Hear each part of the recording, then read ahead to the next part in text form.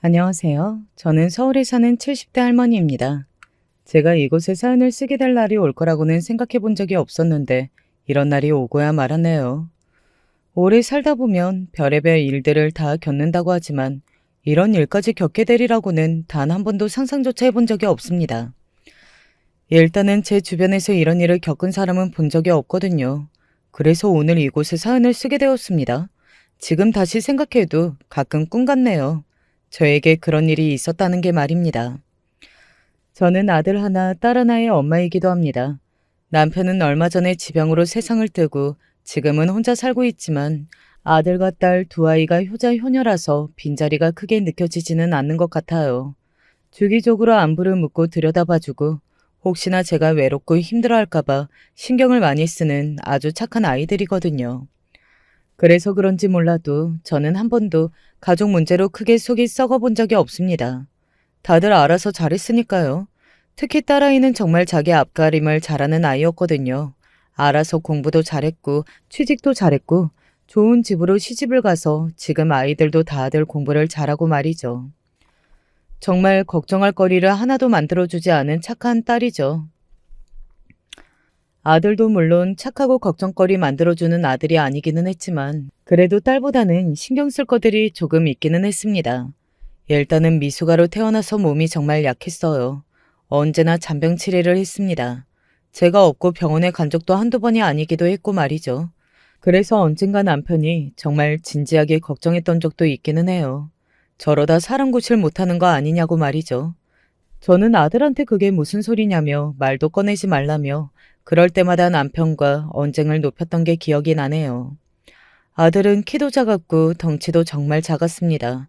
요즘도 그러는지는 모르겠지만 예전에는 학교에서 키 순서대로 번호를 정했었거든요.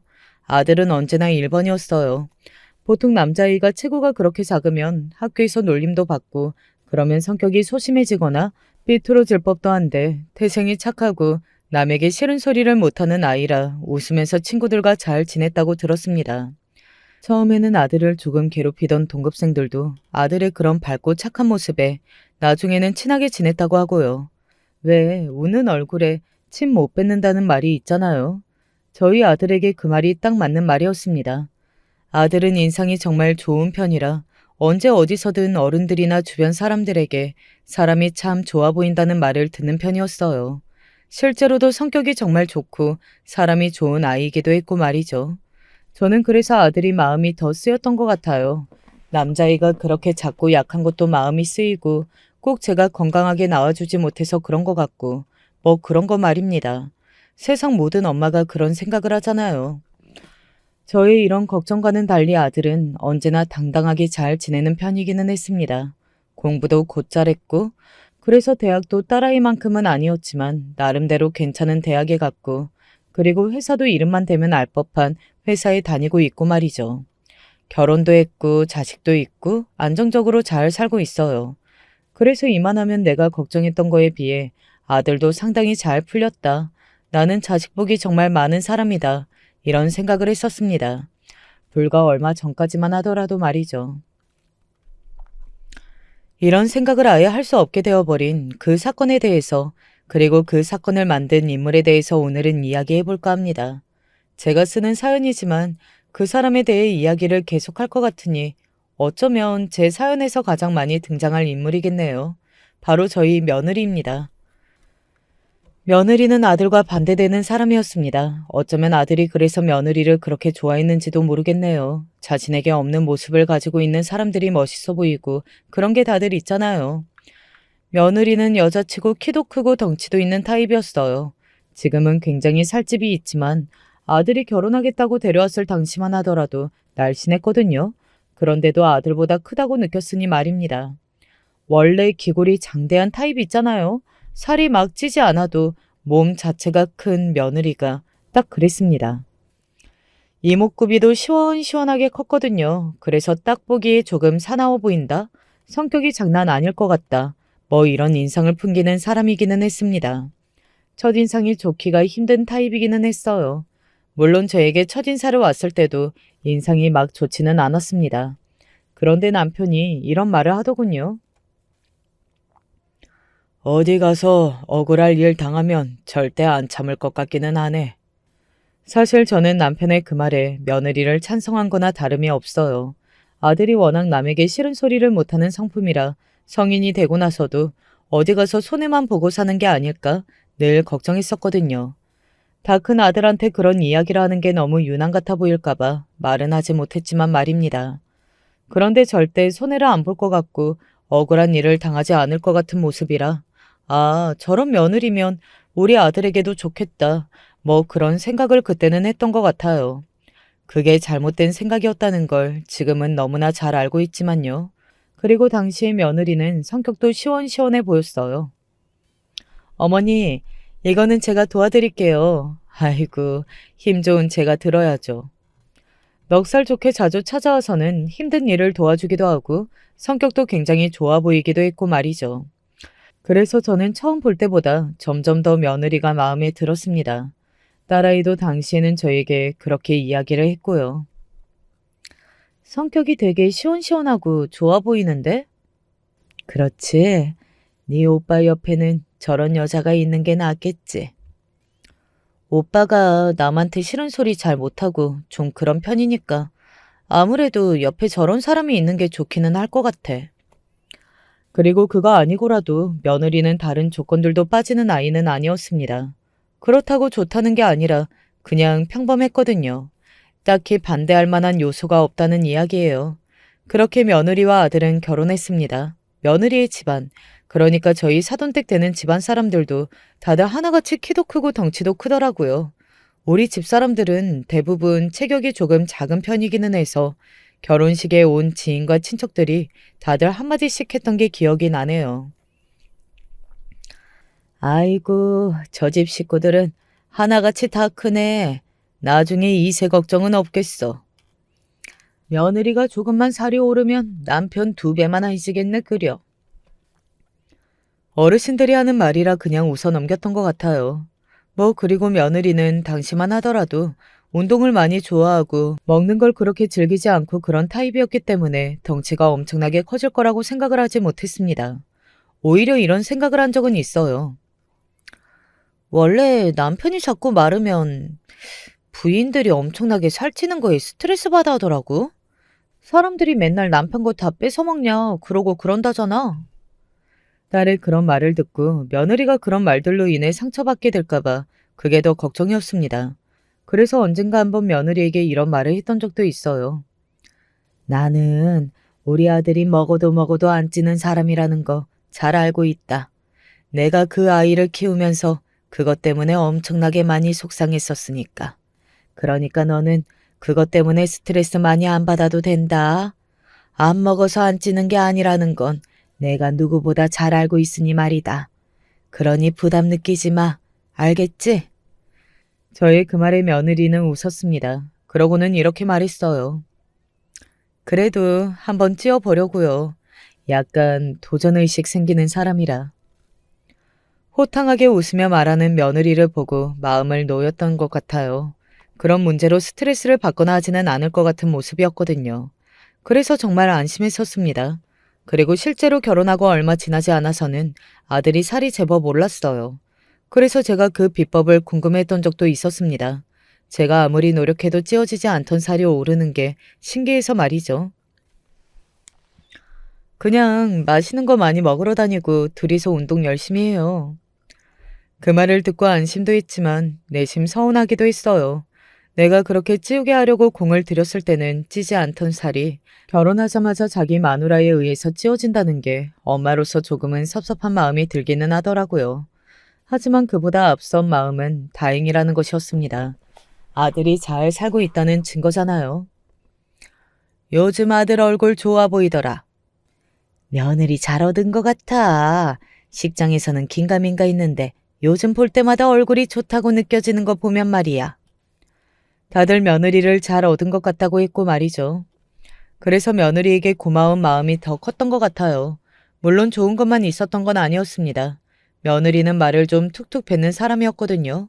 그래서 그 말로 주변 사람들을 당황시키거나 실수를 해서 한 소리를 듣게 되는 일도 많았고 말이죠. 예를 들면 이런 거였어요. 아니, 진짜 어머니, 저 사람 어떻게 키우셨어요? 조금만 방심하면 그냥 살이 후두둑 빠지는데? 지금까지 안 죽고 살아있는 게 용하다 용해.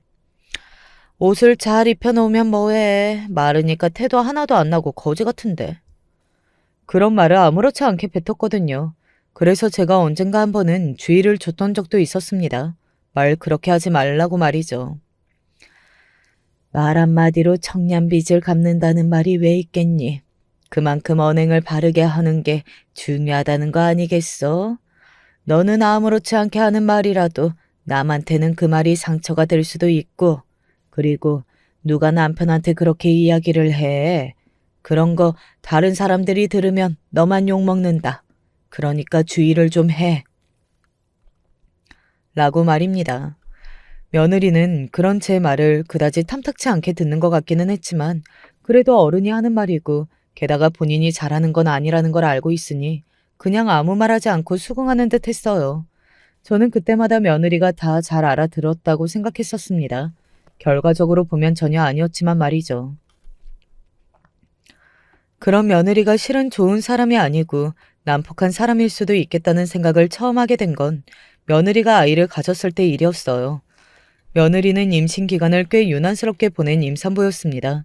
뭐 모든 임산부가 같은 몸 상태일 수 없고 누군가는 덜 힘들어도 누군가는 굉장히 힘들 수도 있는 문제니까 그거 가지고 며느리를 탓할 생각은 없어요. 하지만 며느리는 그걸 감안하더라도 굉장히 심한 편이기는 했습니다. 오늘은 또 왜 싸웠니? 저 사람이 제가 먹고 싶다는 걸 안 사다 주잖아요. 아니, 안 사다 주고 싶어서 그런 게 아니고 그 집이 문을 닫을 시간인 걸 어떡해. 그래서 다음날 바로 사다 줬잖아. 나는 그날 먹고 싶었다고, 그날. 말도 안 되는 억지를 부려서 저나 아들이 그걸 현실적으로 힘드니 네가 이해하라고 타일러도 몸이 힘든 것도 서러워 죽겠는데 먹고 싶은 거 하나 제때 못 먹는다고 세상에서 가장 억울한 사람처럼 울곤 했습니다. 그리고 이런 일도 있었어요. 어느 날 딸아이가 찾아왔습니다. 엄마, 언니 요즘 무슨 일 있어? 네 올케? 왜? 아니, 좀 이상한 이야기를 들어서. 무슨 이야기? 오빠 집 앞 떡볶이집 있잖아. 거기 나도 맛있어서 단골이고 오빠랑 언니도 자주 가는 집. 엄마도 알지? 저희 가족이 다 아는 아들의 단골 가게였어요. 그래서 제가 고개를 끄덕였습니다. 내가 오늘 거기 오랜만에 포장하러 갔는데 사장님이 언니 이야기를 하는 거야. 자기네들은 양념이고 뭐고 바꾼 게 하나도 없는데 왜 이렇게 매워졌냐면서 자기 임산부인가 안 보이냐고 소리를 고래고래 지르면서 난리를 치고 갔대. 그래서 손님들도 다들 놀라고.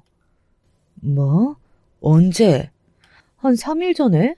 근데 사장님은 단골이기도 하고 지금 아이를 가져서 예민한가 보다 해서 그냥 죄송하다 하고 돌려보냈었는데 생각하면 할수록 자기도 너무 막말을 들어서 화가 난다고. 며느리가 그 사장님에게 뱃속의 아이를 주기로 그러느냐는 등 동네 장사하면서 이러면 망한다는 등 고작 떡볶이나 파는 주제에 손님을 이렇게 대한다는 등 하며 오만 말을 다 한 것 같더라고요. 네가 좀 사과를 하지. 그 말을 듣고 나니 제 얼굴이 다 화끈거리고 그 사장님한테 미안해져서 딸아이에게 그렇게 이야기했습니다. 딸아이가 고개를 끄덕이더군요. 안 그래도 내가 대신 사과하고 엄청나게 팔아주고 왔어. 근데 언니 진짜 왜 그래?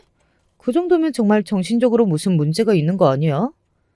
사실 저도 그쯤에 며느리가 상당히 걱정되기는 했습니다. 다른 게 아니라 며느리가 살이 엄청나게 많이 쪘거든요. 뭐 임신을 하면 살이 찌는 거야 당연히 있을 수 있는 일이지만 며느리는 정말 정말 많이 쪘어요. 게다가 키도 크고 워낙 기골이 장대한 타입이라 그런지 살까지 찌니 정말 거구가 따로 없었습니다. 그리고 본인이 그렇게 찌니 이제 본인 남편인 제 아들이 살이 찌지 않고 마른 게 신경이 많이 쓰이나 보더라고요. 나 당신이랑 같이 안 다닐 거야. 당신이랑 다니면 사람들이 남편 무슨 괴롭히는 줄 알아. 그리고 이제 내가 당신 것까지 다 뺏어먹냐. 이런 말 듣는 것도 지긋지긋해. 며느리가 그렇게 이야기하면 아들은 미안해했어요. 본인 탓이 아닌데도 말이죠. 그놈의 미안하다는 소리도 짜증난다. 이제 왜 살이 안 찌는 거야? 뭐가 문제인 거야? 당신도 더 노력하라고. 나 힘들다고. 아들이 노력하지 않은 건 아니었어요. 그것 때문에 며느리가 상당히 스트레스를 많이 받아 한다는 걸 알아서 보약도 지어다 먹으면서 열심히 먹고 운동을 했거든요. 그런데 사람 체질이라는 건 정말 바꾸기 힘든 거더라고요. 아들은 정말 살이 잘 찌지 않았습니다. 쪄봐야 살이 조금 올랐다 정도지 며느리가 원하는 만큼 덩치가 좋아 보이게는 절대 찌지 않았어요. 며느리가 아이를 낳고 다시 살을 빼면 예전처럼 돌아올 거라는 희망을 가졌었습니다. 그리고 초반에는 실제로 그렇게 되는 것 같았어요. 아이를 낳고 며느리는 운동을 해서 살도 빼고 그러면서 다시 예전의 모습을 찾아가는 듯 했습니다. 물론 아이를 낳기 전만큼 날씬해지지는 않았지만 그래도 꽤 많이 빠지기는 했었던 것 같아요. 그리고 첫째 손주가 조금 유난한 편이어서 키우면서 며느리도 아들도 고생이 참 많았거든요. 그러면서 살이 빠진 것도 있고 말이죠. 물론 며느리가 빠진 만큼 아들도 고생으로 많이 빠졌지만 말입니다. 사실 말라가는 아들을 보면서 정말 걱정도 많이 되고 약도 해먹이고 싶고 좋은 거 다 가져다 먹이고 싶은 마음이 굴뚝 같았지만 정말 안간힘을 다해 참았던 게 기억이 나네요. 유난한 시어머니처럼 보일까봐 엄청 걱정했거든요. 그리고 예민한 며느리의 마음을 괜히 건들고 싶지도 않았고 말입니다. 그래서 참은 게 하나 두 개가 아니에요. 아들이 걱정된다는 말 한마디도 저는 막 뱉지 못했습니다. 며느리 눈치가 보여서 말이죠. 어쩌다가 아들 밥 위에 고기라도 얹어주는 날에는 며느리가 저를 보며 이렇게 이야기했거든요. 어머님, 아들이 너무 안쓰럽고 고생하는 것 같죠? 그거 아닌데.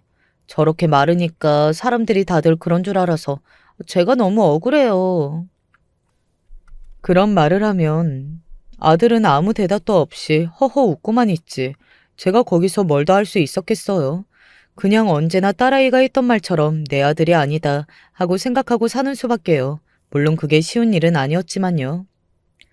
요즘 아들은 어떻게 지내? 그냥 신경 안 쓰고 지내서 어떻게 지내는지도 몰라. 아이고, 그러기 힘든 아들인데 엄청나게 노력하나 보네. 이제 내 아들 아니고 며느리 남편이다 생각하고 살려고. 그게 현명한 걸 수도 있어. 다 큰 어른들인데 알아서 잘 살겠지. 지지고 볶아도 지들끼리 지지고 볶게 내비둬. 그게 정답이라고 그때는 그렇게 생각했습니다. 그리고 기본적으로 아들에 대한 신뢰가 있었거든요. 우리 아들은 몸은 약해도 어디 가서 할 말은 못하고 그런 아이는 아니고 워낙 천성이 바르고 순하고 그런 아이니 결국에는 다 잘 될 거라고 말입니다.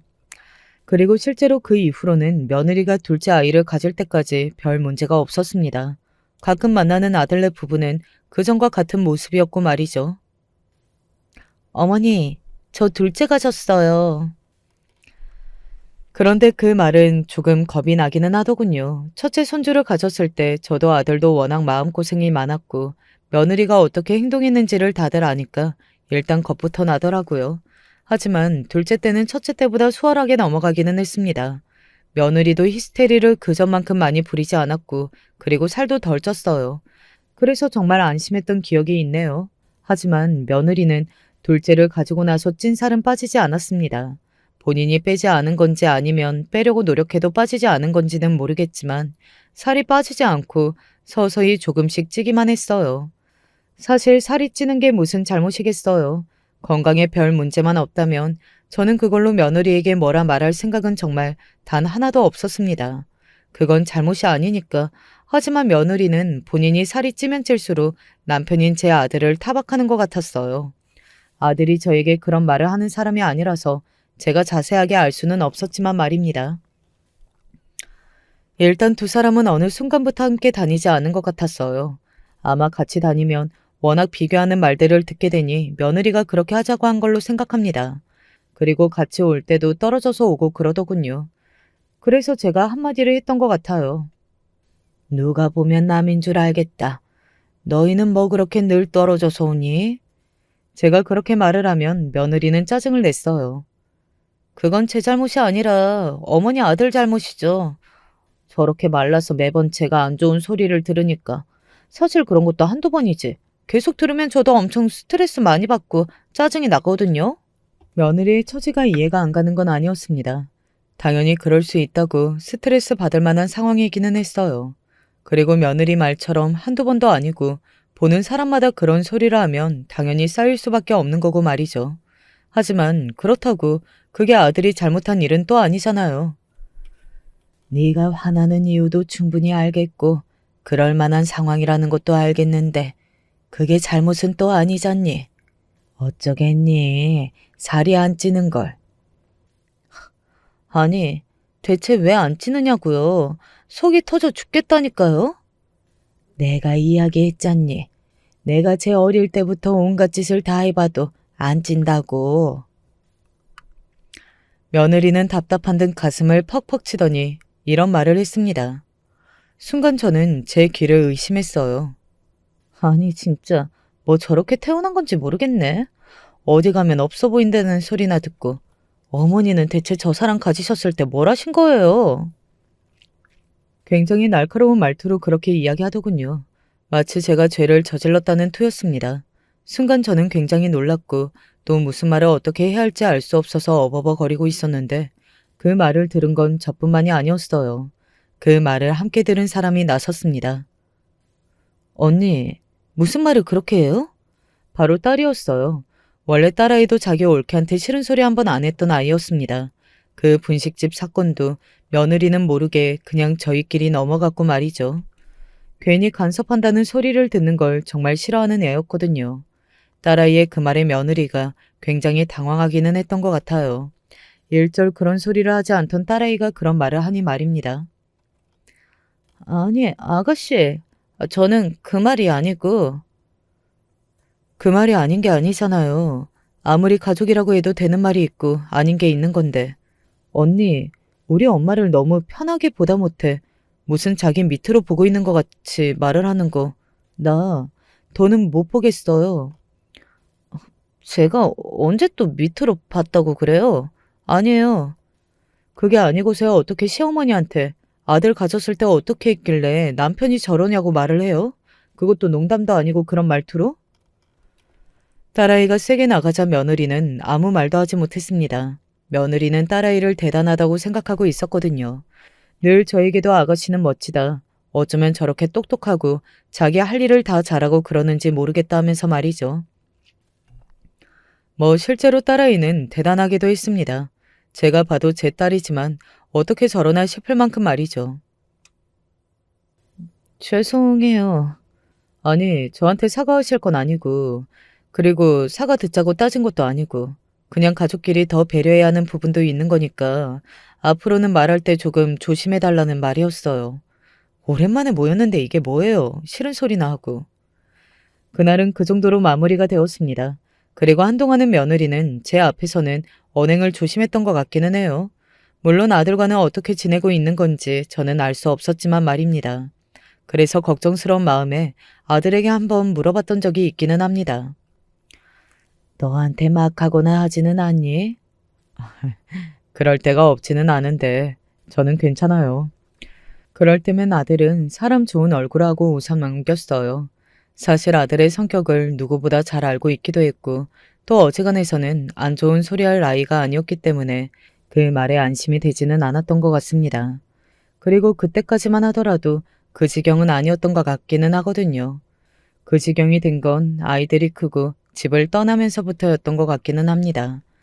그 전에는 그래도 집에 애가 있고 그러니까 며느리도 자기 성질대로 하는 건 조금 참은 것 같기는 했어요. 물론 그럼에도 불구하고 손주들은 자기 엄마가 너무 싫어서 하루빨리 집을 떠나 살고 싶다고 생각하고 나간 거였지만요. 저도 사실 이것도 일이 다 터지고 나서 알게 된 거긴 합니다. 손주들이 학교 기숙사다 자취한다고 하면서 집을 다들 나갔어요. 같은 서울 하늘 아래에 있으면서도 말이죠. 그때 눈치를 채써 했는데 사실 저는 당시에는 남편을 잃고 얼마 안 되었던 때라 정신이 없기는 했습니다. 뭐 오랜 지병으로 오래 투병하다가 그렇게 간 거라지만 그래도 남편을 잃은 슬픔은 크더라고요. 그런데 그쯤에는 그렇게 정신이 없는 제 눈에도 한 가지가 들어오기는 했습니다. 바로 아들의 안색이었어요.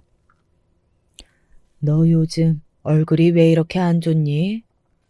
이렇게 이야기하면 저희 아들을 아는 사람들은 뭐 아들의 얼굴이 좋아 보였던 적이 있냐고 하시겠지만 그래도 차이는 나거든요. 그리고 컨디션이 좋아 보이는 얼굴도 다르고 말입니다. 아들의 얼굴은 정말 한눈으로 봐도 좋지 않았어요. 어딘가 아픈 사람 같았고 근심과 걱정도 많은 얼굴이었습니다. 하지만 제가 그렇게 물어도 아들은 희미하게 웃으며 고개만 저었어요. 아니요, 아무 일 없어요. 그런 얼굴로 그런 말을 하면 누가 믿겠니? 요즘 컨디션도 안 좋고 애들이 갑자기 다 나가서 허한 마음이 들어서 더 그런가 봐요. 정말 아무 일 없으니까 걱정하지 않으셔도 돼요. 처음에는 그럴 수도 있겠다고 생각했던 것 같아요. 그리고 남자 나이가 50쯤이 되면 이런저런 생각이 많아지는 때라고 이야기를 듣기도 했고 말이죠. 하지만 그래도 걱정이 되는 건 어쩔 수 없었습니다. 그래서 하루는 아들이 좋아하는 반찬을 하루 종일 해서 들고 아들의 집을 찾아간 적이 있어요. 그리고 그날 제가 이 사연을 쓰게 된 그 사건이 일어났습니다. 사실 지금 생각해도 손이 발발 떨려서 제대로 글을 쓰지 못할 것 같네요. 집에 도착해서 벨을 눌렀는데 아무 반응이 없더라고요. 원래 아들네에 갈 때는 전화를 하고 가는 편이기는 했는데 그날은 며느리가 전화를 받지 않았습니다. 예전에 손주들이랑 같이 살 때는 이런 식으로 제가 반찬을 해서 종종 가지고 왔었기 때문에 별 다른 생각 없이 그날도 그냥 갔었어요. 벨을 계속 눌러도 반응이 없어서 제가 비밀번호를 눌렀습니다. 그리고 안으로 들어갔어요. 그런데 인기척이 느껴졌습니다. 저는 벨을 눌러도 아무런 반응이 없길래 아무도 없는 줄 알고 반찬만 놓고 나오려고 했거든요. 그런데 그게 아니더라고요. 그런데 곧 어떤 소리가 들려왔어요. 그리고 그 소리는 심상치 않았습니다. 너 진짜 나한테 죽고 싶냐? 어? 미안해. 미안해? 미안해? 미안할 짓을 왜 해? 그리고 너는 평생 미안하지 아주 그냥. 며느리의 엄청나게 화가 나고 험악한 말소리와 아들의 기어 들어가는 목소리였습니다. 거기까지만 하더라도 뭐 그럴 수 있다고 생각했을 것 같아요. 아들이 며느리에게 길을 못 펴고 산다는 건 예전역부터 알고 있는 사실이기도 했고 말이죠. 하지만 문제는 그 다음이었습니다. 퍽 하는 소리가 들려왔거든요. 저는 순간 제가 잘못 들었나 했던 것 같아요. 하지만 다시 한번 그 퍽 하는 소리가 들려왔습니다. 그 소리는 보지 않아도 알 수 있었어요. 누군가가 누군가를 때리는 소리였습니다. 저는 순간적으로 온몸에 소름이 쫙 돋는 느낌이었어요. 이 상황에서 누가 때리고 누가 맞는지는 너무 뻔한 일이잖아요. 저는 아들이 맞고 산다는 건 단 한 번도 상상조차 해본 적이 없었거든요. 그래서 그 소리를 들은 그 순간에도 설마 하는 마음이었습니다. 엄청나게 심장이 빨리 뛰었던 것 같아요. 그 안방 문을 열기까지 말입니다. 왜 말을 못해? 야, 너 카드가 12,000원 대체 어디에다가 쓴 거냐고 묻잖아. 카페 갔다고 이야기했잖아. 커피를 마시는데 누가 12,000원이나 써? 이거 딱 봐도 누구 거 내준 건데 누구냐고 말 못해? 그러면서 며느리는 그 크고 두꺼운 손을 들어 아들의 팔을 한 대 퍽 하고 쳤습니다. 아들이 휘청거렸어요.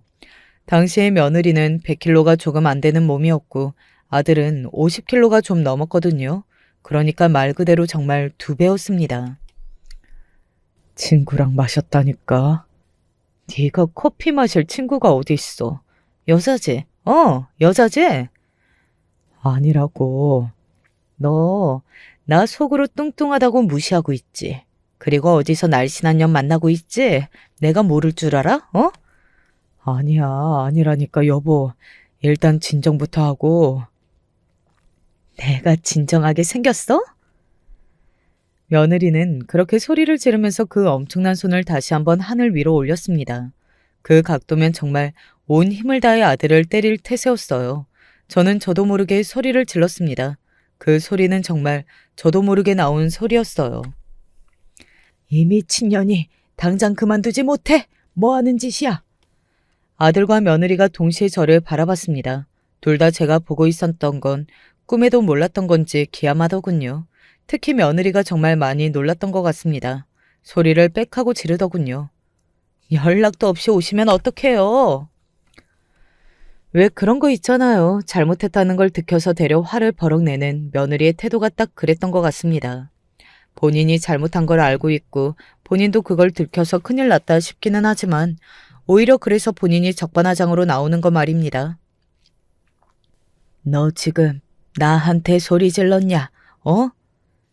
어머님이 허락도 없이 들어오셨잖아요. 왜? 그래서 너 나도 패게? 어? 제가 며느리를 향해 얼굴을 들이밀었습니다. 며느리는 차마 저를 때리지는 못하더군요. 사실 저를 때리지 못하는 이유를 저는 그 누구보다 잘 알고 있었습니다. 저에게 재산이 조금 있었어요. 아니 조금 많기는 했습니다. 남편이 들어둔 보험도 많았고 남기고 간 땅이 제법 오르기도 했고 말이죠. 아니, 그 말이 아니라요. 그리고 며느리는 입속이 밝은 아이였어요. 그건 제가 그 누구보다 잘 알고 있었거든요. 속으로 제가 가진 재산을 생각했을 겁니다. 그건 확신할 수 있어요. 너 언제부터야? 어? 언제부터냐고? 우리 아들 언제부터 때렸니? 어? 제가 뒤로 넘어갈 듯 경기를 일으키며 소리를 크게 질렀습니다. 며느리는 물론이고 저의 그런 모습을 처음 보는 아들도 상당히 많이 놀란 듯 했어요. 아들이 저에게 다가와서 저를 붙잡았습니다. 그리고는 이렇게 말했어요. 어머니, 저 정말 괜찮아요. 뭐가 괜찮아? 내가 봤는데, 어? 네 몸 2배만한 사람이 그렇게 세게 치는데 괜찮을 리가 있겠냐? 어? 일부러 한 말이었습니다. 2배라는 말입니다. 며느리 화나라고 말이죠. 아니나 다를까 며느리는 그 2배라는 말에 다시 버튼이 눌린 것 같았어요. 2배라니요? 어머님도 그렇게 말씀하셨어야겠어요? 내가 틀린 말했니? 어? 그 솥뚜껑 같은 손으로 이런 팔을 때리면 안 부러지는 게 용하다 용해. 뭐라고요? 어머님, 지금 말 다 하셨어요? 덜했다. 야 이년아, 너 우리 아들 언제부터 때렸냐고 내가 물었잖아. 며느리는 그 말에 잠시 씩씩거리며 숨을 거르더니 믿기지도 않은 말을 늘어놓더군요. 오늘이 처음이에요. 날더러 그 말을 믿으라는 거니? 처음 맞잖아. 그치? 며느리는 제 말에 곧장 아들을 향해 소리를 질렀습니다. 아들은 며느리를 가만히 보다가 작게 고개를 끄덕이더군요. 그 모습을 보는데 마음이 너무 아파져 왔습니다. 그간 얼마나 당하고 살았으면 아들이 이 정도로 기도 못 펴나 싶어서 말입니다. 거봐요. 맞잖아요. 저는 뻔뻔하게 그렇게 소리를 지르는 며느리를 보니 눈이 뒤집히는 기분이 들더군요. 이런 게 너무 화가 나서 이성을 잃는다는 건가 하는 생각이 들었습니다. 머리로 피가 확 쏠리는 그런 기분이 들었어요. 고령이라 그러면 위험하다는 걸 알고 있었지만 순간적으로 확 오르는 감정을 어떻게 할 수는 없겠더라고요. 너 나가. 당장 이 집에서 나가. 그 집은 제가 해준 집이었거든요. 하도 집이 좁다고 난리를 쳐서 해줬었습니다. 제가 해준 그 집에 며느리가 있는 게 정말 치가 떨리게 싫었어요. 너 당장 못 나가? 어? 나가. 내가 너 끌어내줘? 나가라고? 못 나가요. 못 나간다고요. 며느리는 잠시 당황한 듯 하더니 이내 버티고 서서 못 나간다고 하더군요. 사실 그 거구를 어떻게 제가 끌어낼 수 있겠어요. 저는 며느리 반도 안 되는 덩치에 나이도 훨씬 많은데 말입니다.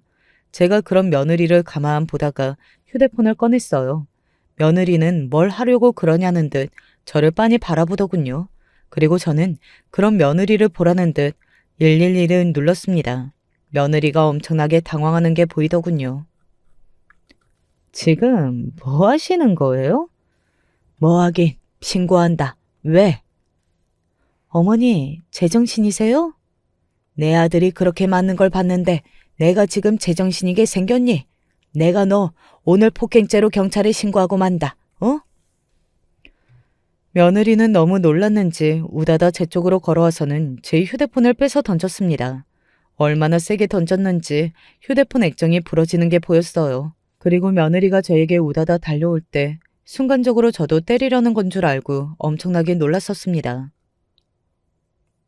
너 지금 이게 뭐 하는 짓이냐? 정말 며느리를 경찰에 신고라도 하겠다는 거예요? 며느리? 내가 이 장면을 봤는데 내가 너를 며느리라고 생각할 것 같냐? 너 당장 못 나가? 이 집에서 못 나가냐고? 제가 그렇게 이야기하며 목덜미를 잡았습니다. 순간 뒷목이 엄청나게 당기는 기분이 들었거든요. 그리고 그대로 쓰러졌어요. 엄마, 괜찮아? 정신이 들어? 눈을 뜨니 병원 응급실이더라고요. 그리고 옆에는 걱정스러운 얼굴로 저를 내려다보고 있는 딸아이와 아들이 보였습니다. 며느리는 어디 갔는지 없더라고요. 제가 주변을 살피는 것을 보고 딸아이가 말했습니다. 그녀는 그년 친정으로 갔어. 딸아이가 며느리를 그년이라고 이야기하는 걸 봐서는 딸아이도 사건의 전말을 다 알고 있는 듯 했습니다. 화가 잔뜩 나서는 이런 말을 덧붙였어요. 내가 그년 가만히 안 둬. 몇 배로 갚아줄 거야. 라고 말이죠. 저희 딸아이는 한다면 하는 아이였거든요. 아들은 옆에서 그런 저와 딸아이를 생각이 많은 얼굴로 바라보다가 한마디 했습니다. 저는 그 말에 또 가슴이 찢어지는 듯 했고 말이죠. 괜히 나 때문에 너한테도 피해가고 미안하다. 어머니한테도 죄송해요. 오빠가 뭐가 미안해? 뭘 잘못했다고? 딸아이가 버럭하고 소리를 지르더군요. 그러고는 딸아이가 울기 시작했습니다. 나중에 이야기를 들어보니 오빠가 너무 힘이 없어 보이고 세상 다 산 사람처럼 앉아있는 게 마음이 너무 아팠다고 하더라고요. 그리고 그날 이후로 며느리에 대한 저와 딸아이의 복수 아닌 복수가 시작되었습니다. 일단은 딸아이는 소송을 걸었어요. 그날 아들은 진단서를 끊었거든요. 그리고 그동안 며느리에게 맞아왔다는 이야기를 다 들을 수 있었습니다. 아이들이 있을 때는 그러지 않았는데 아이들이 집이 나가면서 시작되었다고요. 그래서 자기도 다시 괜찮아질 걸로 생각했답니다. 한두 번 있는 일이라고 말이죠. 하지만 나날이 폭력의 세계가 심해졌고 말입니다. 곧 손주들도 알게 되었습니다. 손주들도 자신의 엄마가 장난이 아닌 사람이라는 걸 알고 있었고 그 성격 때문에 질려서 빨리 집을 떠난 거긴 했지만 그럼에도 불구하고 이 지경일 거라고는 생각을 하지 못했던 것 같더라고요. 둘 다 엄청나게 충격을 받아서는 아들을 붙잡고 아빠 미안하다고 울던 모습이 아직도 생각만 하면 가슴을 푹푹 찌르는 것 같습니다. 자신에게 이혼 소송과 폭행에 대한 소송을 동시에 걸었다는 걸 알게 된 며느리가 저와 딸아이를 찾아왔었습니다. 저는 고소를 취할 생각이 없어요. 그것 때문에 찾아온 거라면 돌아가세요. 그래도 그 오래 세월 한 가족으로 살았는데 그 한 가족으로 산 사람을 그렇게 막 때리고 함부로 한 건 그쪽이잖아요. 딸아이는 더 이상 며느리를 언니라고 부르는 것도 하지 않았어요. 며느리도 그런 딸아이를 보며 많이 놀란 것 같았고 말이죠. 같이 자식 낳고 산 세월이 얼만데 그 세월은 싸그리 무시하고 이렇게 사람을 쓰레기 취급을 해도 되는 거예요? 나도 내 나름의 사정이 있는 건데? 그쪽이 무슨 사정이 있건 그동안 속을 얼마나 썩었건 이제는 그거 하나도 중요하지 않다는 걸 몰라요? 그건 당신이 잘 살았을 때나 할 수 있는 이야기지. 지금 이렇게 다 망쳐놓고 이제 와서 나도 힘들었어. 이게 무슨 소용이 있냐고 대체. 그리고 저도 거들었습니다. 애들 이야기는 하지 말거라. 애들은 이제 네 얼굴도 보고 싶지 않다고 하니. 그 말에 며느리의 눈이 커지더군요. 애들이 그래요? 설마 애들한테 다 말하셨어요? 그러면 그걸 애들한테 말 안 해요? 왜? 남편 때린 거 애들한테 쪽팔리기는 한가 보지? 그러면 그런 짓을 왜 해? 며느리는 정신이 나간 것 같아 보였습니다. 아이들이 알았다는 사실이 엄청나게 충격적이기는 했나 보더라고요. 그래도 꼴의 엄마라고 말입니다. 아니, 애들한테 이야기를 하면 어떡해요, 네? 그리고 그때였습니다. 왜? 내가 왜 몰라야 하는데? 갑자기 소녀가 나타났어요. 모두가 놀랐습니다. 딸아이만 빼고 말이죠. 나중에 들었는데 딸아이가 소녀를 부른 거라고 하더군요. 그래서 한 소리 하기는 했어요. 애가 무슨 죄라고 애를 그런 자리에 부르냐고 말입니다. 지민아, 내 이름 부르지 마. 나 엄마 얼굴만 봐도 소름이 끼쳐. 어떻게 아빠를 때릴 수가 있어? 어떻게? 소녀의 그 말에 며느리는 아무 말도 하지 못하고 그저 고개만 숙이고 있었습니다. 그래도 엄마라고 자기 딸이 그런 이야기를 하니 아주 부끄럽기는 한가 보더라고요. 그렇게 그 자리에서 며느리는 펑펑 울다 돌아갔습니다. 하지만 저는 그 정도로 넘어갈 수 없었어요. 분이 여전히 안 풀리는 기분 아시나요? 소송도 걸었고 손주들이 알게 돼서 부끄러움도 당했지만 그래도 그냥 넘어갈 수 없었습니다. 며느리도 누군가에게 위협이라는 걸 느껴봤으면 했거든요.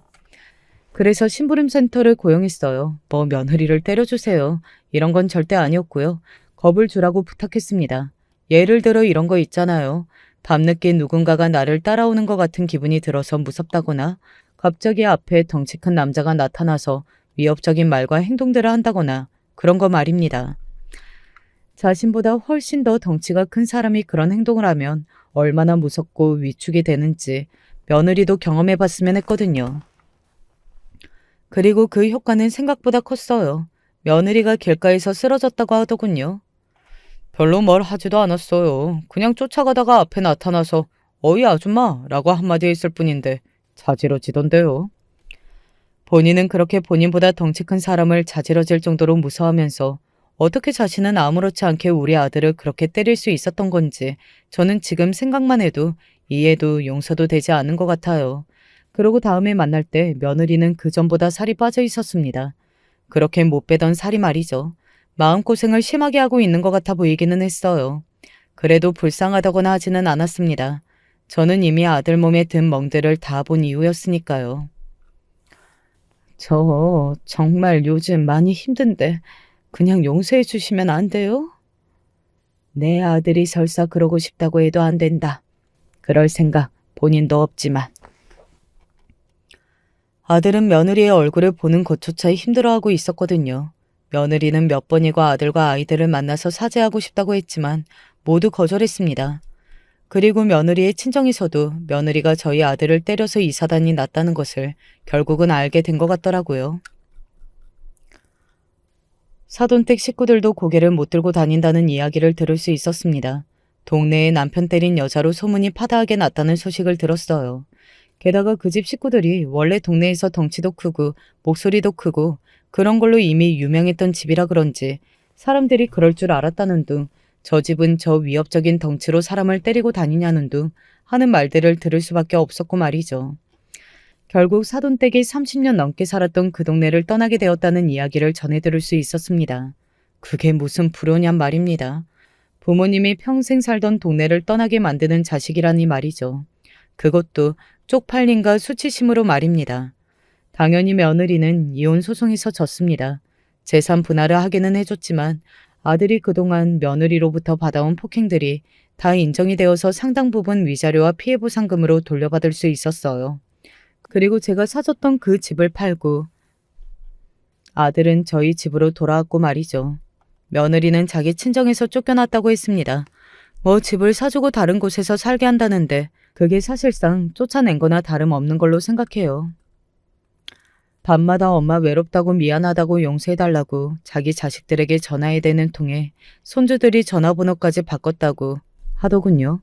사람은 실수를 할 수 있고 그 실수를 만회할 기회를 받을 자격이 있다고 생각합니다.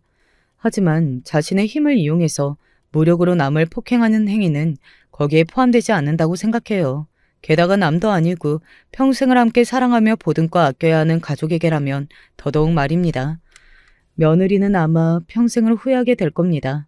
하지만 저는 그렇다고 한들 그 잘못을 씻을 수는 없다고 생각해요. 이미 쏟아버린 물은 다시 주워 담을 수 없고 깨져버린 그릇은 그전과 같은 상태가 절대 될 수는 없으니까 말입니다. 그래도 본인이 어떻게 하느냐에 따라 자기 자식들이랑 어떻게 지낼지는 달라질 수 있는 거긴 하겠지만요. 매 맞는 남편이라고 하면 어떻게 남자가 여자한테 맞고 사느냐고 사람들이 그런 말을 하고 손가락질하고 무시할까봐 선뜻 나서지 못하다는 이야기를 어디선가 들은 적이 있습니다. 남자든 여자든 누군가를 때린 사람이 잘못한 거지 맞은 사람은 고개를 숙일 필요가 없다는 걸 이번 사연을 쓰면서 가장 이야기하고 싶었어요. 고개 숙이고 수치심을 느껴야 하는 건 언제나 때린 가해자라는 걸 말이죠. 아들은 요즘 병원에 다니고 있습니다.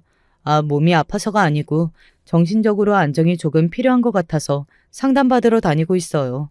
생각보다 오랜 기간 며느리에게 육체적 폭력만이 아닌 정신적 폭력도 당해왔던지라 많은 상처가 있는 것 같더라고요. 몰라준 것 같아서 아들을 볼 때마다 요즘은 눈물이 먼저 나옵니다. 또 제가 울면 속상해하니까 꾹 참지만요. 시간이 약이라는 진리가 있죠. 저는 그 말을 요즘 자주 되뇌이는 것 같아요. 언젠가 시간이 이 모든 상처를 치유해주고 다시 아무 근심 걱정 없이 아들과 웃을 수 있는 날이 오기를 바라면서 말입니다. 그리고 꼭 그런 날이 올 수 있도록 저도 옆에서 최선을 다해 도울 거라고 말이죠. 제 사연을 어떻게 들으셨는지 모르겠네요. 저는 이런 일을 들어본 적도 없어서 더 심적으로 힘들었던 것 같거든요. 처음에는 어쩔 줄도 몰랐고 말이죠. 그래서 혹시나 저희 집과 비슷한 상황이신 분들이 있으시다면 조금이나마 용기를 드릴 수 있지 않을까 하는 마음도 드네요. 그랬으면 좋겠고요. 저는 이제 그만 사연을 줄이겠습니다. 마지막까지 제 이야기 들어주셔서 감사합니다.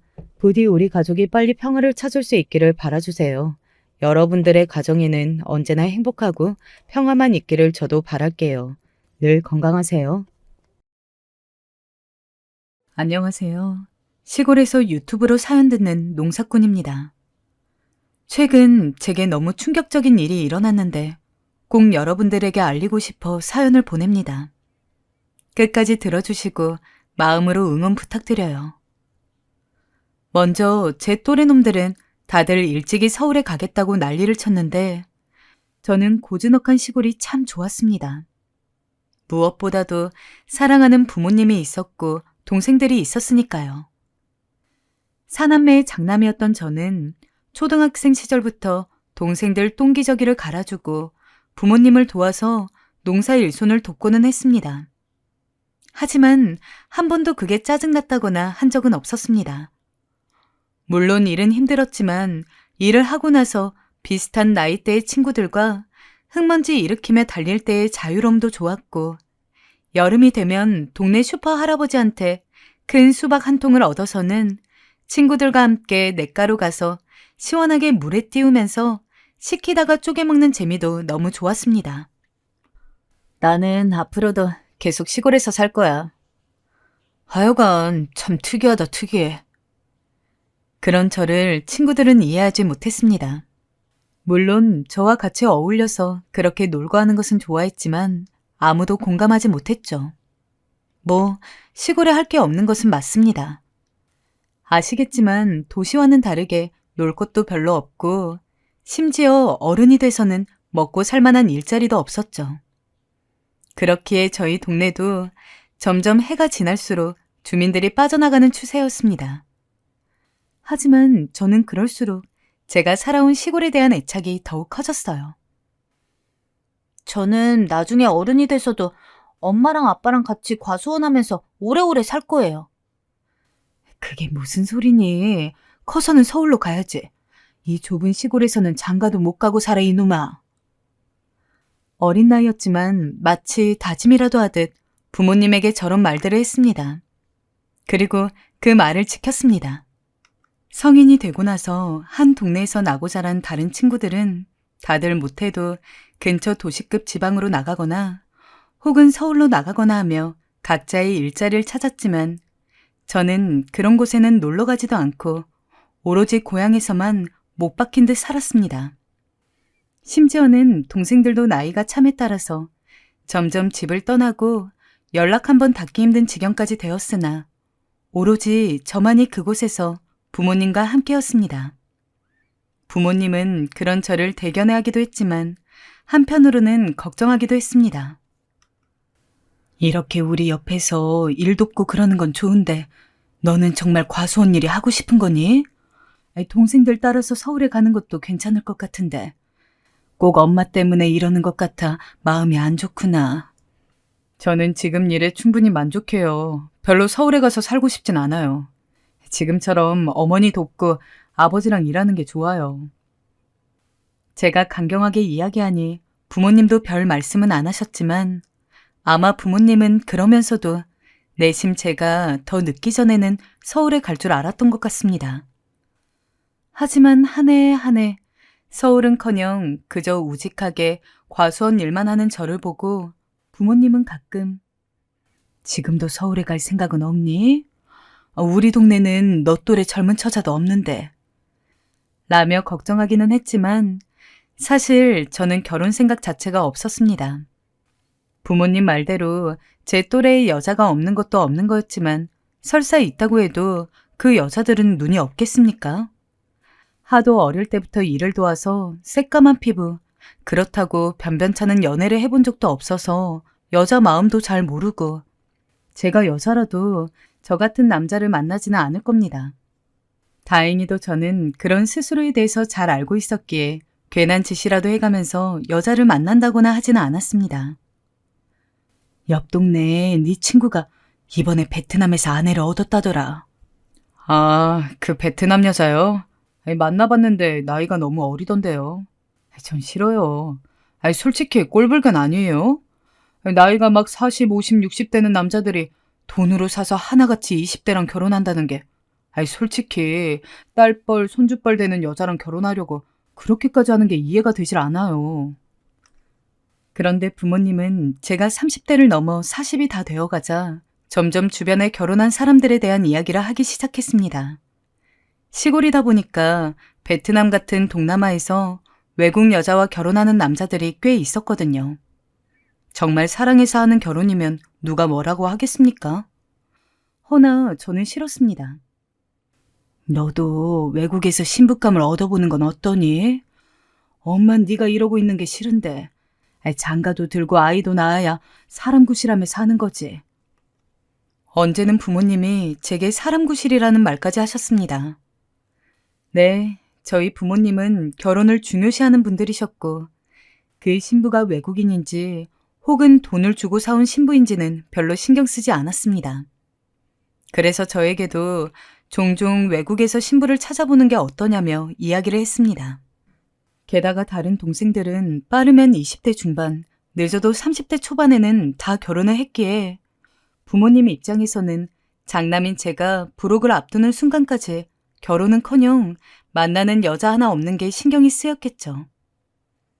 저는 그렇게까지 해서 결혼하고 싶지 않아요. 지금처럼 이렇게 살면서 좋은 여자가 있으면 결혼하겠지만 설사 그런 여자가 없다고 해도 외국에서 돈까지 주면서 결혼을 꼭 해야 할 필요는 없다고 생각해요. 동생들은 그래도 좋은 남편, 아내 만나서 결혼했으니 그거면 된 거 아닐까요? 무엇보다 어머니, 저 외롭지도 않아요. 아휴, 그래.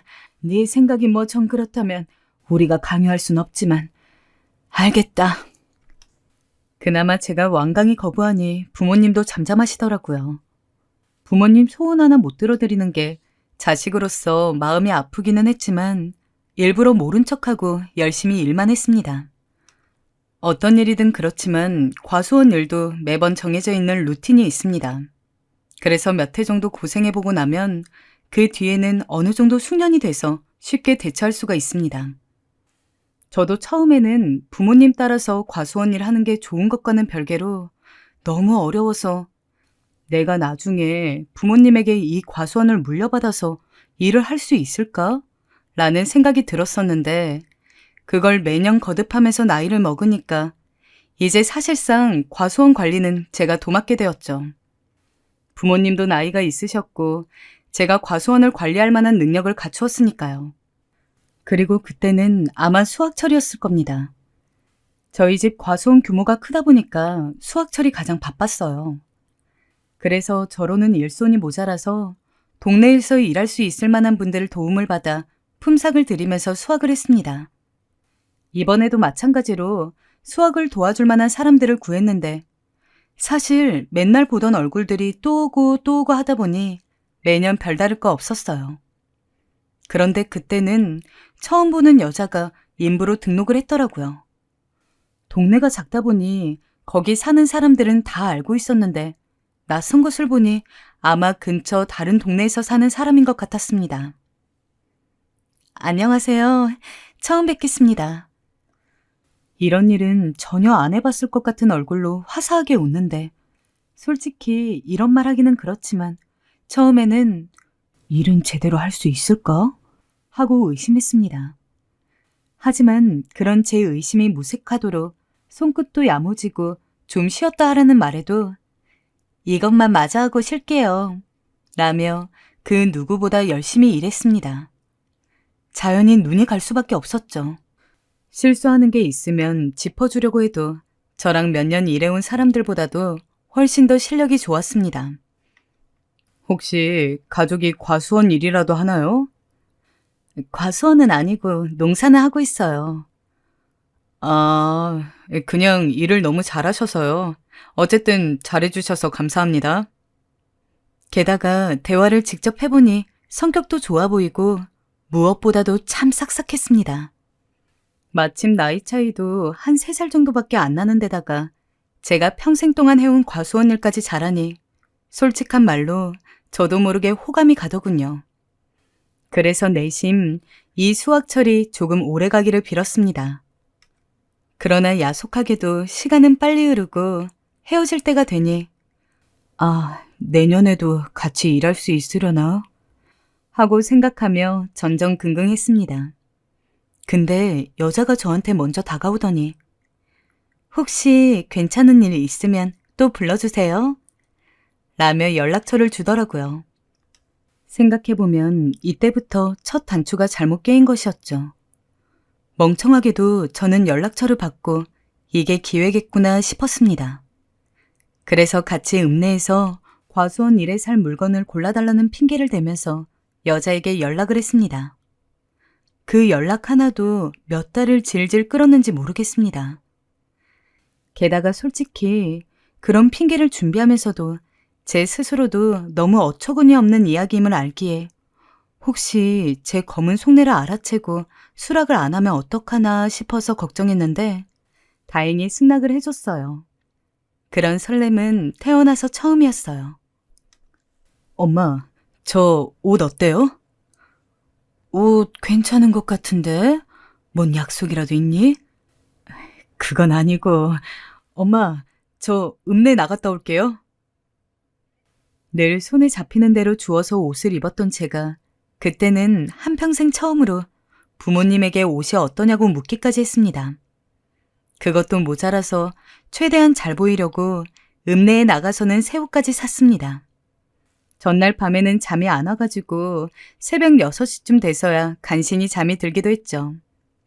만반의 준비를 마친 뒤 약속 장소까지 나가는데 여자가 먼저 와 있더라고요. 인사를 하고 물건 사는 거 도와줘서 고맙다는 이야기를 하며 고마우니까 제가 밥 살게요. 라며 읍내에서 제일 인기 있는 식당에 데려가서 밥도 사줬습니다. 그리고 물건을 산 뒤에는 자연스럽게 카페에 가서는 커피도 한 잔씩 마셨죠. 이름이 이소윤이라는 것도 알게 되었고 사는 지역도 알게 되었고 어떻게 살았는지도 대강 알았을 쯤 저는 약간 운을 띄워봤습니다. 소연 씨는 결혼 생각 있으세요? 저는 결혼 생각은 없어요. 그런데 여자의 표정이 어두워졌어요. 아무래도 나이가 나이이기도 하고 이런저런 이야기를 하다 보니 자연스럽게 나누게 되는 이야기라 생각했는데 실수로 했나 싶었어요. 죄송해요. 제가 너무 사적인 질문을 했나요? 불쾌하셨다면 죄송해요. 아니, 그건 아니고요. 혹시 저 이 나이 때까지 결혼하지 않은 거 이상하게 보이나요? 네? 아니요. 결혼은 저도 안 했는걸요. 가치관이 그러면 충분히 안 할 수 있는 거죠. 선택의 문제잖아요. 네, 실은 아니네요. 오늘 밥 사주셔서 감사해요. 다음에 봬요. 여자분은 갑작스럽게, 정말로 갑작스럽게 자리를 뜨고 말았습니다. 남겨진 저는 얼떨떨해 제가 실수를 한 건가 싶어 민망하기도 하고 걱정스럽기도 하고 어찌됐건 마지막 기회 같은 여자였는데 한심하기까지 느껴졌습니다. 여자분을 만나고 난 후에도 계속 그 장면밖에 떠오르질 않았어요. 실은이라고 말하며 주저하던 표정이 어딘가 깊은 비밀을 간직한 사람 같았습니다. 그러던 어느 날 힘없이 일을 하고 있는데 여자분에게서 먼저 연락이 왔습니다. 그때 했던 얘기를 마저 하고 싶다며 만날 수 있겠냐고 묻더군요. 저는 알았다 하고 먼저 번 갔던 카페로 달려나갔습니다. 여자분은 조금 우울한 얼굴로 저를 기다리고 있었어요. 오셨어요? 네, 윤시 씨. 와주셔서 감사해요. 별일도 아닌데 괜히 불러낸 거 아닌지 모르겠어요. 사실 이렇게 뵙자고 한 건 저번에 윤식 씨랑 조금 이상하게 대화가 끝이 난 것 같아서 찝찝하기도 하고 해서요. 그러면서 여자분이 조심스럽게 하는 말은 참 충격적이고 안쓰러운 이야기였습니다. 소연 씨에겐 훨씬 젊었을 적 이미 결혼까지 준비했던 남자친구가 있었다고 합니다. 서로 부모님에게 인사까지 드렸고 구체적인 날짜만 잡으면 되는 상황이었다고요. 그래서 여자는 하루라도 빨리 결혼 날짜를 잡자며 남자친구와 만나기로 약속했다고 합니다. 하지만 안타깝게도 약속 당일날 여자를 만나러 오던 남자친구는 졸음운전을 하던 트럭에 치여서 그 자리에서 죽었다더군요. 생각보다 너무 무거운 이야기에 저는 차마 가벼운 위로를 할 수도 없었습니다. 게다가 그 이야기를 하는 여자의 표정이 너무 담담해서 더 마음이 아팠어요. 15년 가까이 지난 이야기라고 했는데 그렇게 긴 시간 동안 사랑하는 사람을 잊지 못했던 그 감정이 너무도 대단했고, 솔직히 이 정도 나이 먹으면 남자든 여자든 성별을 떠나서 어릴 적의 순수함을 간직하기는 힘든데 여자는 그런 의미에서 제 또래에서는 찾아볼 수 없는 순수함을 가지고 있었습니다. 아, 내가 이 여자를 지켜주고 싶다. 그 전까지는 그냥 가벼운 호감이었다면 여자의 속 이야기를 듣고 나서야 저는 진정한 의미로 여자에게 반했습니다. 비록 그 사건 이후에는 결혼할 마음이 사라졌다고는 했지만 저는 가능하다면 여자가 저를 통해서 다시 한번 새로운 사랑을 하게 될 용기를 얻기를 바랐어요. 그래서 민폐임을 알면서도 열심히 여자에게 매달렸습니다. 당장 만나달라는 게 아닙니다. 그저 당신이 받은 아픔을 제가 곁에서 치유해주고 싶을 뿐이에요. 그냥 친구처럼 지내도 좋아요. 다만 제가 당신을 좋아한다는 것만은 기억해주세요. 미안해요. 말씀드렸듯이 저는 사랑을 할 마음이 없어요. 용기도 없고요. 죄송해요. 소연 씨는 하루 이틀 만에 마음의 문을 열지 않았습니다. 오히려 그런 제가 부담스럽다면서 한두 달간은 연락도 받지 않기도 했어요. 하지만 저는 포기하지 않았습니다. 살면서 처음으로 이성적인 호감이 들 만한 사람이었고 정말 그 여자여야만 제가 부모님 원하는 대로 결혼해서 행복한 가정을 꾸릴 수 있을 것 같았습니다. 제 욕심을 부리더라도 여자가 부담스러워하지 않은 건 원치 않았기 때문에 최대한 천천히 한 발자국씩 다가갔어요. 그러기를 몇 달 정도 했을 때쯤 갑자기 여자분에게서 먼저 연락이 왔습니다. 오늘 만나실 수 있으세요? 네, 지금 갈게요. 이미 당시 홀딱 빠져있는 상태였기 때문에 신발을 거꾸로 신은 것도 모르고 달려나갔습니다. 하필 그날은 성탄절이었습니다. 사람들이 정신없이 오고 가고 있었고 연인들과 가족들이 모여 화기애애한 분위기를 이루고 있던 날이었어요. 저 역시 그날만큼은 여자분을 만난다는 사실 하나만으로 들떠선 온갖 기대에 부풀어 있었습니다. 소연 씨 오셨어요? 처음 그 여자를 봤을 때 사춘기 남학생처럼 말을 더듬거리던 건 지금 생각해도 참 웃깁니다. 그만큼 바짝 긴장이 되어 있었기 때문에 그토록 만나고팠던 그녀를 만나도 말이 잘 나오지 않더라고요. 당신이라면 상처를 잊을 수 있을 것 같아요. 나 좋아해줘서 고마워요. 우리 한번 시작해봐요. 그 말을 들은 게 정확히 반년 만이었습니다. 카페에 저를 앉혀놓고는 조용히 그 말을 하는데 마음 같아서는 들쳐업고 읍내라도 한 바퀴 돌고 싶은 심정이었어요. 그날 바로 집으로 돌아가서는 부모님에게 저 결혼하고 싶은 여자가 있어요 라고 이야기했고 부모님은 쌍수를 들고 환영하며 당장 내일이라도 좋으니 얼른 인사를 시키라고 성화했습니다. 애초부터 제가 얼른 결혼하기를 바랬던 부모님인데 얼마나 좋으셨겠습니까? 흔히 말하는 내 아들이랑 격이 잘 맞는 여자인가 아닌가를 알아보는 신경전 같은 건 온데간데 없고, 부모님은 그날 상다리가 휘어지도록 밥상을 차리고 누구보다도 제 아내 될 사람을 극진하게 모셨습니다. 어차피 부모님은 아내를 좋아할 걸 알았기 때문에 별 걱정은 없었지만, 과연 제 장모님과 장인어른 되실 분들이 저를 좋아할지가 신경 쓰이기는 했어요. 하지만 아내 부모님도 참 좋은 분들이었죠. 우리 딸이 오래도록 결혼을 안 해서 걱정이었는데 이제라도 좋은 남자를 만난 것 같아서 다행이구나. 행복하게 살아야 한다.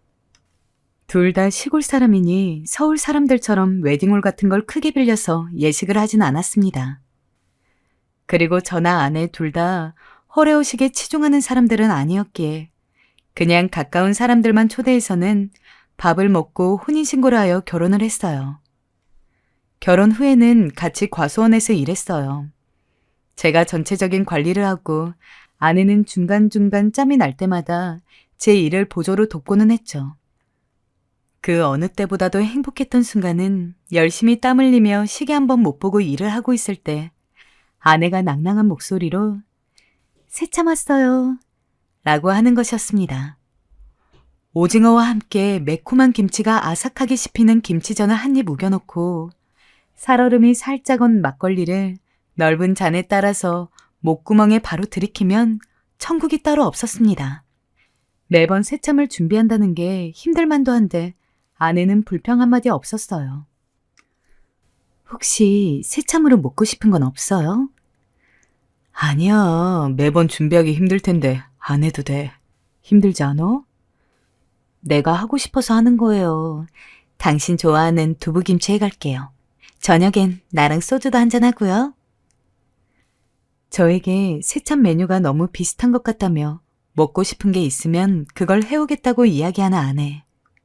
늘 아내 정성 가득 담긴 밥을 먹고 사니 정말이지 너무나 행복했어요.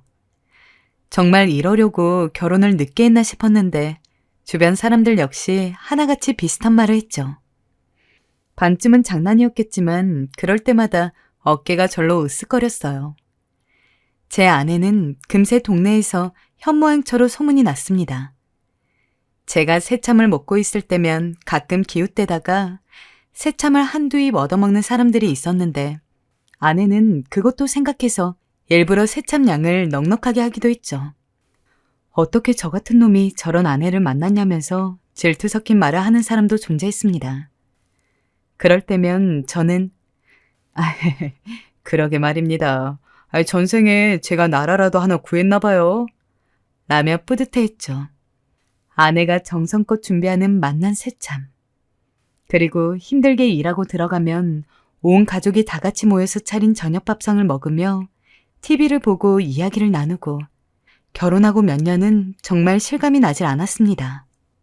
살면서 결혼 같은 걸 제대로 생각해 본 적도 없었는데 기적같이 이런 여자를 만나서 결혼을 한 것도 모자라 이렇게 행복하게 살다니 이게 정말 내 인생인가 싶어서 괜히 바보처럼 뺨을 꼬집고 허벅지를 때린 것도 여러 번이었습니다. 그렇게 하루하루 행복하다고 밖에는 할 수 없는 시간들이었습니다. 그리고 저는 당연히 죽을 때까지 그 행복이 유지될 거라고 생각했죠. 아마 그날 제가 어머니와 아내의 대화를 못 들었다면 정말 그렇게 살 수 있었을지도 모릅니다. 결혼하고 5년 정도 지났던 때였어요. 어느 때와 같이 일을 하고 있었던 저는 집에 놓고 온 것이 생각나서 평소랑은 다르게 중간에 한번 집으로 돌아갔었습니다. 과수원 일을 하는데 꼭 필요한 것이어서 어쩔 수 없었죠. 아내에게 전화해서 가져다 달라고 할 수도 있었지만 그런 일로 심부름을 시키고 싶지는 않았기에 제가 직접 갔습니다. 근데 조금 멀리서부터 어머니랑 아내 목소리가 들리더라고요. 조금 언성이 높아져 있는 상황인 것 같았습니다. 어머니, 이번 달 돈이 덜 들어왔어요. 아직 입금을 못 받아서 그래. 다음 달에 못 들어온 것까지 합해서 같이 줄게. 저번에도 그러시더니 이번에도 또 그러시면 저도 좀 곤란해요. 이거 엄연히 계약인 거 잘 아시는 분이 왜 이러세요? 알았다. 내가 미안하다. 다음에는 실수 없이 입금하마. 무슨 소리인가 싶어서 집으로 돌아가니 어머니와 아내 둘 다 저를 보더니 마치 짝이라도 한 것처럼 꾹 입을 다무는데 무슨 일인지는 모르겠지만 본능적으로 이상한 분위기임을 감지했습니다. 어색한 침묵이 오가는 중에 아내가 웃는 얼굴로 여보, 갑자기 집에는 무슨 일이에요?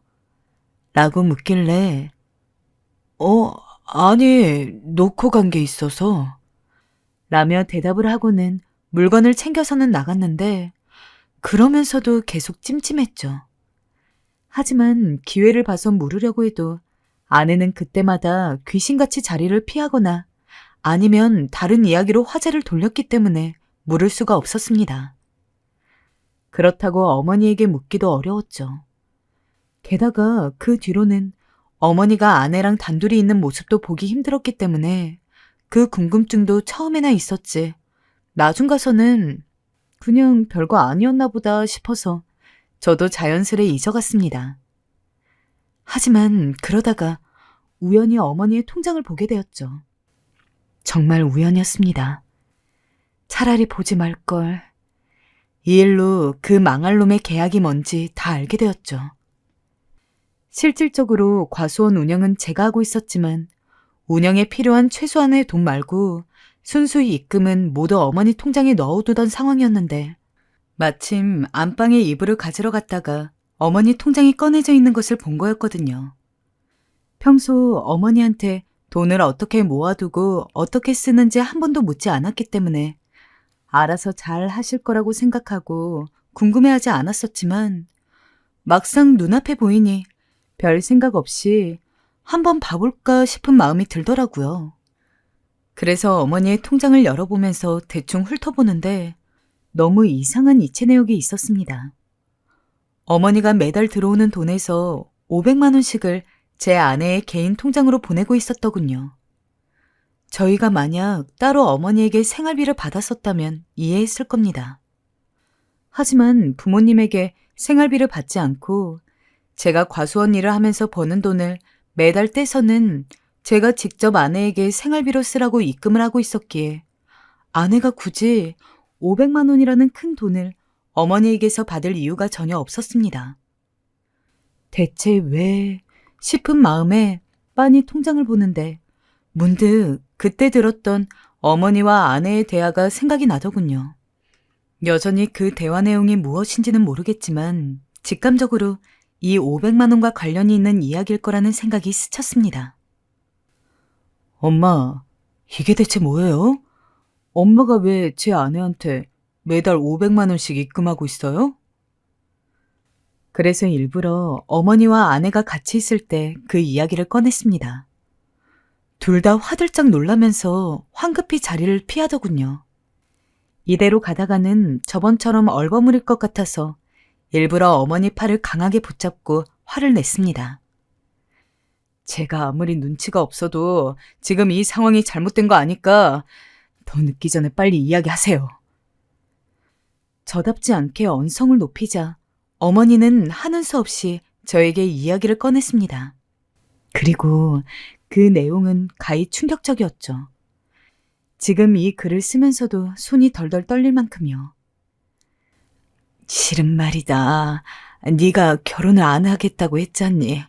나는 그게 너무 걱정이 돼서 네 고모에게 부탁을 하고 말았다. 어머니가 우리 장남이 결혼을 안 하고 평생 여기서 과수원 일만 할까봐 겁나. 내가 얼마 전에는 베트남 여자라도 알아보라는 식으로 이야기했는데 그렇게 결혼할 거면 절대 결혼 안 한다고 해서 어떻게 하지도 못하고 걱정이 돼서 미치겠어. 다른 자식놈들은 다 결혼했는데 라며 고모에게 하소연을 했는데 그 이야기를 들은 고모가 외국 여자만 돈 주고 사오는 거 아니야. 한국 여자도 돈 주면 사올 수 있어.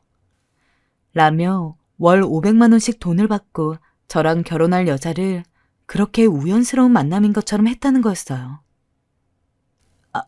아내가 돈으로 산 여자라고요?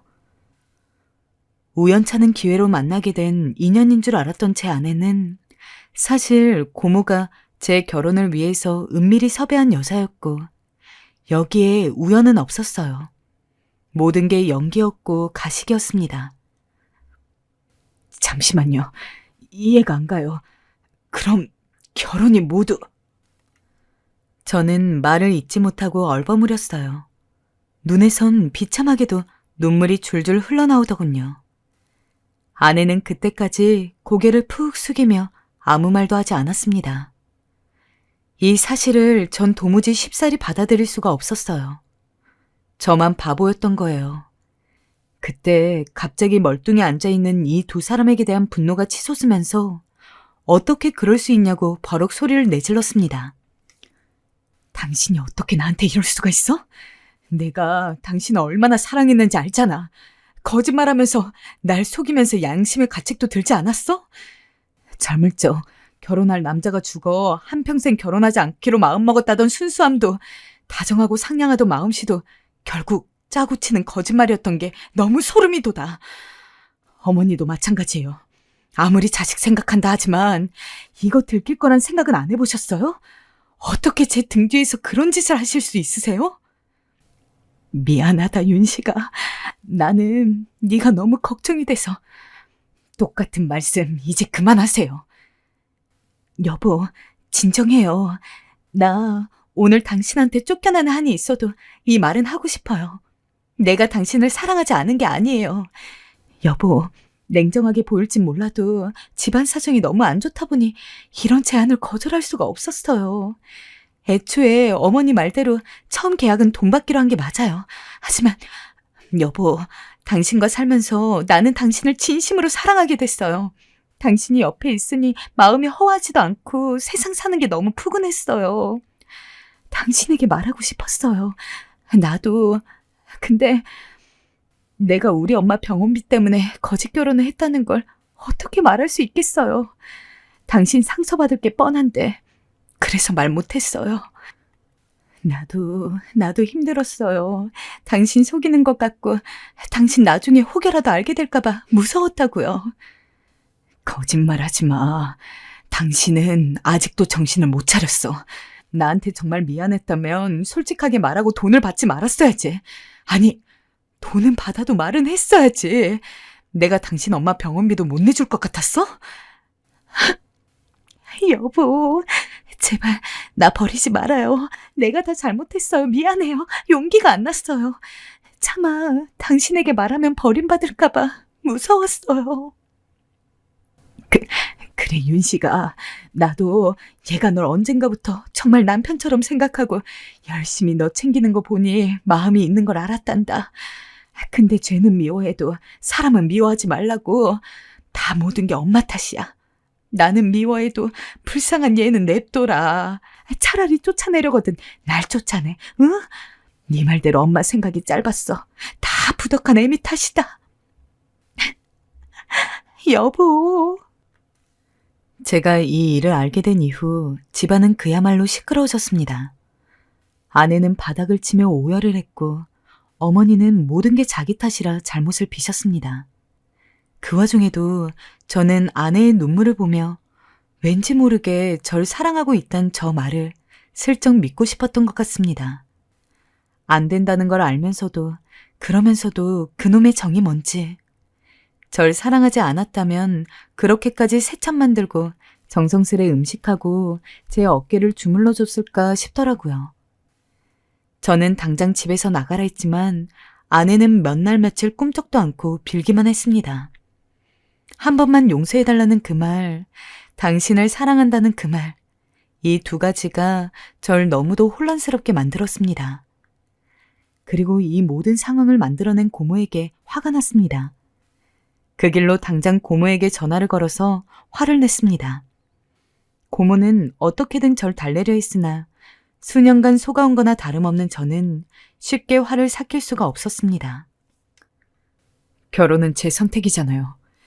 애초에 돈을 주고 누구를 사서 결혼하는 게 싫어서 국제결혼도 안 한다고 한 건데 이게 돈 주고 사람 산 거랑 뭐가 달라요? 아니, 어찌됐든 이렇게 해서 결혼했으면 다행이지. 너는 네 엄마가 그렇게 걱정하는 걸 알면서도 결혼을 안 해? 심지어는 저에게 소리를 친 것도 모자라 고모는 제가 엄마를 걱정시켰다며 나무라시더군요. 저는 마음이 상해 고모에게 그 뒤로 다시 연락하지 않았고 밤마다 잠이 오지 않아 술만 마셔댔습니다. 아내는 슬그머니 그런 제 눈치를 계속 보고 있었고요. 그러다 저는 아내와 다시 한번 얘기해보자 마음먹게 되었습니다. 그런데 아내가 이날 병원에 있다는 장모님까지 데리고 왔더라고요. 김서방, 내가 죄인이야. 내가 돈 몇 푼에 자식을 팔았어. 돈은 없고 애미는 죽어가니까 애가 그러더라고.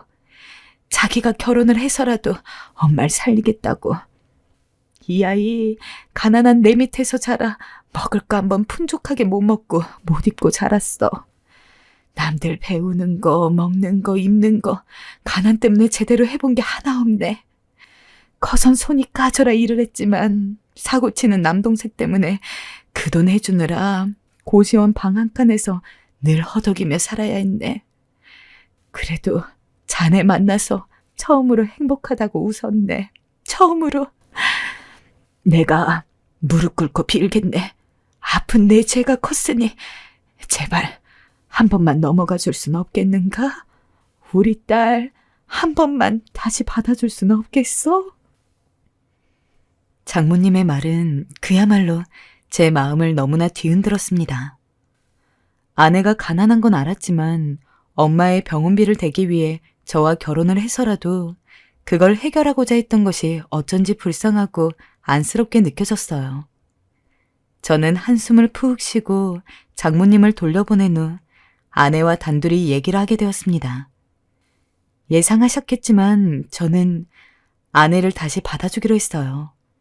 장모님이 직접 제게 사과를 하시고 난 후에 마음이 풀리기도 했고 절 사랑했다는 아내의 진심이 더 와닿았습니다. 사람이기 때문에 이런 실수할 수 있다고 생각했고 그게 비록 저를 속이고 아프게 한 실수라 하더라도 저만 넘어가면 괜찮다 여겼습니다.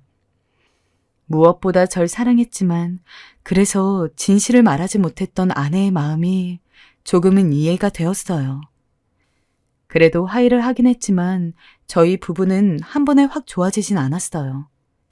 저도 아내에게 별다른 말을 걸지 않았고 아내도 평소처럼 새참을 갖다 주곤 했지만 어쩐지 저와 아내 사이엔 냉랭한 분위기가 감돌았습니다. 무슨 일 있어? 어째 조금 사이가 뜸한 것 같은데 둘이 뭐 싸웠나? 아니에요. 그냥 요즘 일이 피곤해서 그래요. 그거 참 이상한 일이네. 인꼬 부부가 서늘하니 마을 분위기가 영 그러네. 눈치 빠른 어르신들이 가끔 제게 저리 묻곤 하셨지만 저는 어떻게든 둘러대어 상황을 빠져나갔어요. 아내의 잘못을 굳이 사람들이 알게 할 필요는 없었으니까요.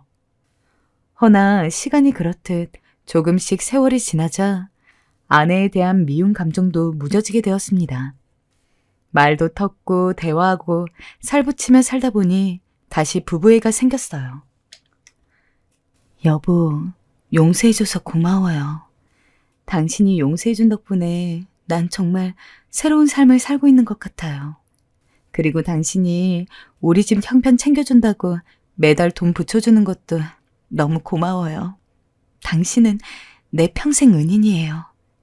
나도 당신에게 앞으로 더 잘할게요. 아니야. 당신 믿으니까 돈도 줄 수 있고 다 해줄 수 있어. 이제부턴 거짓말만 하지 마. 그렇게 저희는 서서히 조금씩 서로의 안부를 다시 챙겨가며 부부 사이의 신뢰를 회복해 나가고 있었어요.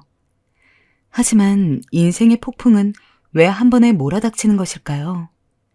그러던 어느 날 장모님이 저희 집에 들리시게 되었습니다. 몸도 많이 회복되셨고 제 얼굴도 볼 겸 오신다 했죠. 장모님 오신다 하니 빈손으로 맞이하기 그래서 좋아하시는 막걸리와 파전, 떡을 잔뜩 사 집으로 향하고 있었습니다. 제가 오는 걸 몰랐던 건지 저희 집 쪽에서 아내와 장모님이 큰 목소리로 대화를 하고 있더군요. 근데 어쩐지 분위기가 좋지 않았어요. 마치 싸우는 것 같았죠.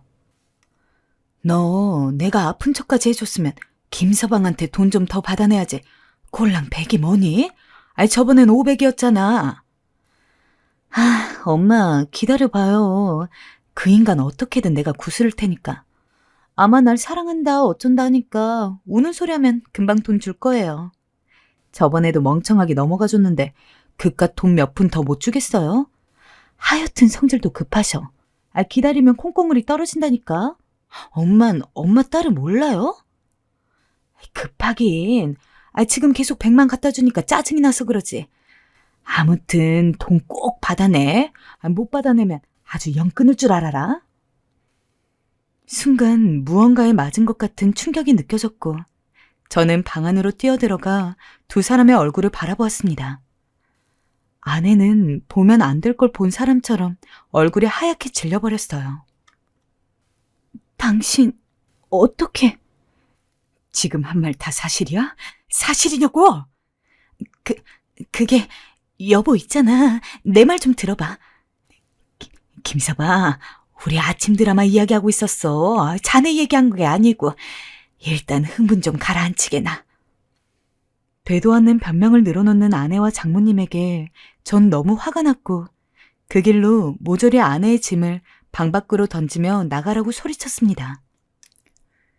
당신 같은 괴물이랑 살 부딪히고 산 게 믿기지가 않는다. 아니, 내 실수라 칠게. 당장 나가. 기가 막혀. 이보세요. 당신 속이고 거짓말한 건 미안한데 괴물이라는 말이 좀 심하지 않아? 내가 지금까지 당신 비위 맞춰가며 새참 만들고 밥해주고 청소하느라 얼마나 힘들었는지 알기나 해? 특히 그 매일 아침 못생긴 얼굴에 입 맞추는 건 아주 고역이었다고. 돈 타는 건 미안하지만 나는 나름대로 정당한 노동의 대가를 받은 거야.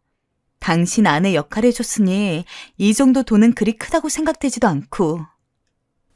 어처구니가 없었습니다. 제가 알던 아내가 아니었습니다. 이런 아내 모습이 너무 충격적이고 화가 나 웃음이 나오려 하더군요. 아내는 이제 다 들켰다고 생각했는지 정말 막 나오기 시작했어요. 그리고 말이야. 솔직히 나 정도 인성되고 품성되니까 당신이랑 살아준 거지. 누가 당신 같은 농촌 총구석 사람이라 살아주려 하겠어? 왜 당신 주변 남자들이 다 베트남 여자 찾겠냐고. 당신이 돈이라도 줬으니 서울 여자인 나랑 살 수 있었던 거야. 그래도 그동안 알콩달콩 인꼬부부 연기 꽤 좋지 않았나? 나 덕분에 몇 년 행복하게 살았으면 당신도 손해는 아닐 듯 싶은데 왜 그리 열받는 표정을 하고 있는 건지 도대체 모르겠네. 저는 처음으로 아내에게 욕을 했습니다. 뺨이라도 때리고 싶은 거 더 이상 이 여자와 엮이고 싶지 않아 겨우 눌러 참고 장모님과 함께 내쫓은 후 방 안에 들어가 술을 벌컥벌컥 들이켰습니다.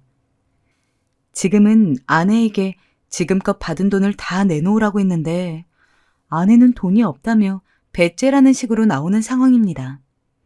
또 어머니께서도 자기가 고모 말 듣고 저 여자 드리는 게 아니었는데 하며 오열을 하고 계시고요. 결국 인생 첫 서울을 변호사 선임을 위해서 찾게 되었습니다. 변호사한테 이야기해보니 다툼의 여지가 있다고 해서 증거 제대로 모아서 소송을 하려고 합니다. 이제까지 저희 어머님이 그 여자에게 준 돈, 제가 그 여자에게 준 돈, 그리고 정신적인 피해 보상까지 요구하려 합니다. 긴 싸움이 되겠지만 어떻게든 이겨보겠습니다. 마음으로 저를 많이 응원해 주신다면 고맙겠어요. 지금까지 긴 사연 들어주셔서 감사하고 부디 여러분들에겐 이런 충격적인 일이 일어나지 않길 바랄게요.